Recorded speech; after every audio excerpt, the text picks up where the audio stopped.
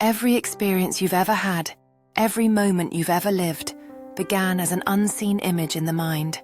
Whether it was something you consciously created or something you unconsciously accepted, it first existed as an inner picture, a feeling, a tone, an assumption, before it ever appeared in the physical world. Neville Goddard said, "The world is yourself pushed out." What you experience out there is not separate from you. It is the direct expression of what you are assuming and imagining within. Most people look to the outer world to confirm what they believe, but Neville taught the exact opposite. You must believe it first, within, and then the outer world will rearrange itself to confirm it. Everything you desire already exists in potential. You're not creating something from nothing. You're selecting one of infinite realities. Imagination is the key that allows you to move between these states of being. When you imagine something and feel it real, you shift into the version of yourself that already possesses it. From that state, life mirrors back that assumption. Most people don't realize they're imagining all day long. Every time you dwell on a fear, replay a past event, or anticipate the worst, you are using the same creative power, but in reverse. You're imagining unwanted outcomes, and through repetition and feeling, they solidify as your lived experience. The law is impartial. It manifests what you persistently feel and believe, not what you say you want.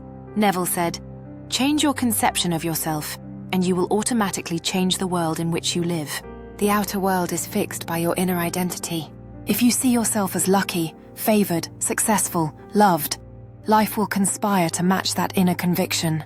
But if you continue to see yourself as overlooked, struggling, or unworthy, the world will dutifully mirror those states back to you. The first step is understanding that imagination is not a daydream or fantasy. It is the creative power of God within you. It is the workshop where reality is formed. When Neville spoke of imagination, he meant the controlled, vivid inner experience that feels as real as the outer world. He urged people to enter that state each night before sleep, the state akin to sleep, and live within the wish fulfilled. To feel it real, to experience in imagination what they longed for in waking life, and to persist until it hardened into fact. Let's break down what that truly means. When you close your eyes and imagine, you are not pretending. You are touching the unseen realm from which all visible things emerge. In that inner world, time doesn't exist. You can occupy any state, any version of reality instantly. The moment you feel that it's done, you've shifted. The bridge of incidents that follows in the outer world is simply the unfolding of what you've already claimed within. Neville called this living in the end. Instead of yearning for what you want, you go directly to the end of having it. You think from it, not of it. There's a world of difference between thinking of your desire, which implies separation, and thinking from it, which implies unity and fulfillment. Thinking of love says, "One day I'll have it." Thinking from love says, "It's already mine, I am it." Everything begins with state. You do not attract what you want. You attract what you are conscious of being. Your consciousness is the magnet. So if you want to manifest abundance, don't chase money. Become the person who already feels abundant. If you want love, don't look for it outside. Assume you are already loved, chosen, and desired. That inner assumption becomes the seed from which your experiences grow. Feeling is the secret. This was Neville's core message. The feeling of the wish fulfilled is the power that moves mountains.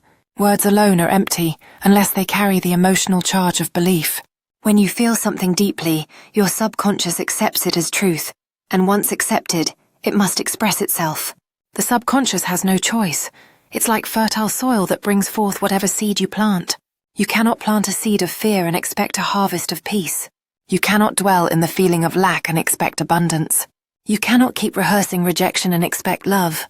The subconscious reproduces exactly what it's impressed with, and emotion is the ink that writes on its surface. Neville's method was simple. Imagine the end scene that would imply your desire is already fulfilled. Make it short and vivid, a single moment that captures the essence of success. For example, if you desire to be in a loving relationship, imagine the feeling of your partner's hand in yours, the warmth of shared laughter, the comfort of being chosen.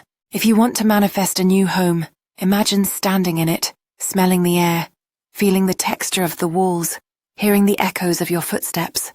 Immerse yourself until it feels real, then let it go. You don't have to force it into being. It'll come.